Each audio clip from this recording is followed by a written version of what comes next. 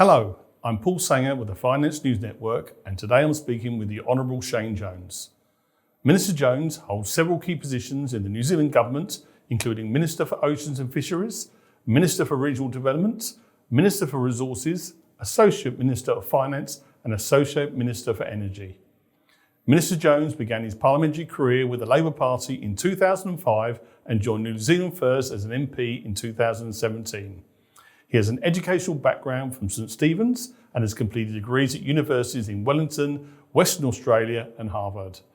His extensive career includes leadership roles in business and the public sector, such as Chairman of Sealord and serving as New Zealand's first Pacific Economic Ambassador.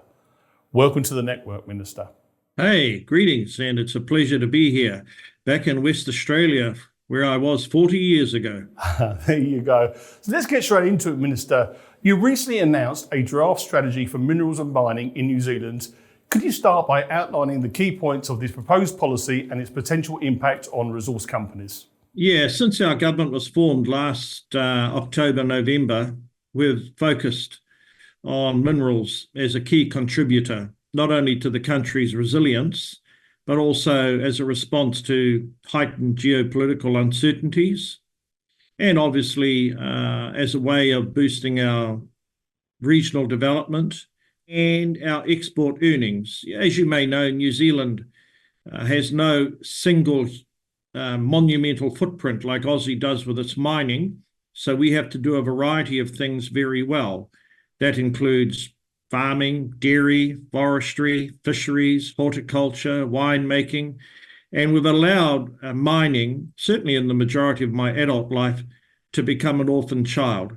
So the strategy you're referring to, a pro-mining strategy, a deep dive as to what are the critical rare earth minerals that we have in our landscape.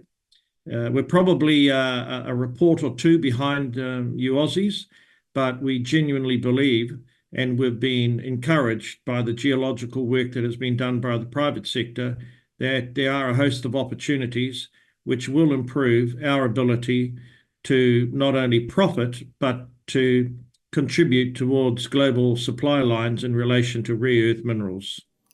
So the draft strategy indicates, the government's interest in fostering further growth in the mining and resources sector. How much expansion does the government envision for the industry in New Zealand? Well, like a lot of other Western countries, New Zealand has been beset by a bout of mining-related culture war exchanges. And as we search for ways to fund and progress on the journey of decarbonisation, we, as a new government, have stood back and said, right, one of the obstacles confronting investors, both international and domestic, is the statutory approvals process.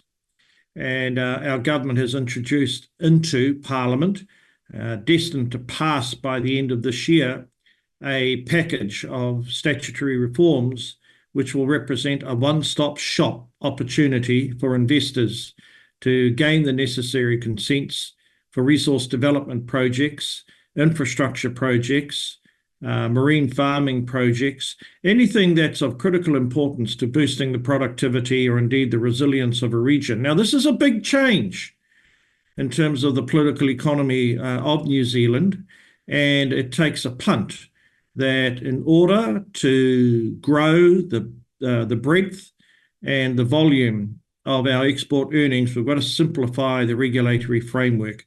And this is going to have a dramatic impact on the mining sector.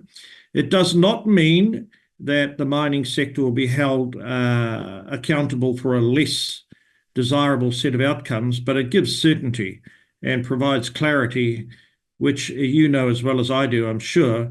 When you have the protracted processes and applications become stagnated, investment, which is a competitive game now, often dries up and goes elsewhere. Yeah, and that's a problem globally at the moment, Minister, when it comes to resources. So I hear you loud and clear. Now let's talk. What specific commodities is the government aiming to promote through this strategy, and what are the reasons behind these choices? Well, one of the most profound resources we have is iron sands in New Zealand. They're both based on land as well as in the ocean. A group of investors are endeavouring to extract iron sands from the ocean off the west coast of our North Island. And as a part of those resources, we have a rare earth mineral called vanadium. And at the moment, we already have quite a robust iron sands sector. We already have coking coal, which is of a very high quality.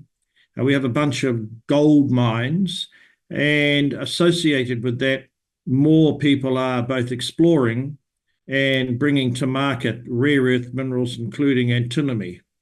Now, we have, not unlike yourselves, but for us, a vastly smaller amount of lithium, titanium, and that's the reason why we've got Woodside undertaking our investigation into where these minerals are located, what's the accessibility, and what changes we may need to make in policy to accelerate the delivery of that range of mineral. And Minister, to finish off, how supportive is the current government towards new mining projects and developments? Our government has hit the running track in a very, very eager and vigorous way. We represent three parties, and the party that I belong to is the New Zealand First Party, who wants to deepen the country's resilience by using more of our own resources and hopefully limiting the reliance on importing resources, because at the moment in New Zealand, we have a significant problem related to the amount of natural gas we're able to extract from below the earth, and maintaining enough momentum with investors to continue to explore and bring to market that natural gas. And as a consequence of the declining levels of gas, we're now reliant at the margin on Indonesian coal. So we're learning to be a lot more pragmatic, because all governments want to not only pursue economic growth, they want an affordable and reliable level of energy. So no one should doubt the zest, or indeed the long-term commitment that the current government, in particular this minister, has in relation to expanding our footprint, but also ensuring that the mineral sector plays a higher role in boosting our ability to contribute significantly to our geopolitical alliance partners. Minister, it's been an absolute pleasure speaking with you today, and really appreciate you taking the time and sharing your insights. Many thanks. Thanks, mate. Go well.